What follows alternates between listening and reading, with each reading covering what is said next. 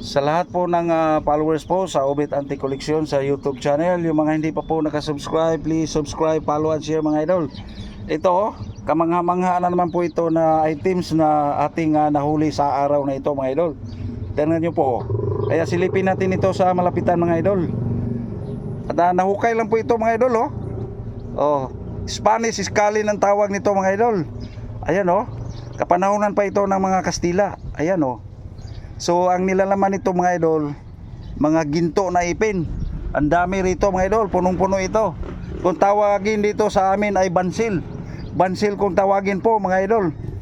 Pero wala na, dinala na sa Maynila yung mga ipin. Kaya ito na lang yung natira mga idol Pero mga ganitong uri na Spanish Scalin mga idol, napakamahal nito. So sana mapansin ito sa mga buyer dyan, antique buyer natin. Ayan po, sana nag-enjoy din po kayo lahat ng mga followers. Thank you for watching.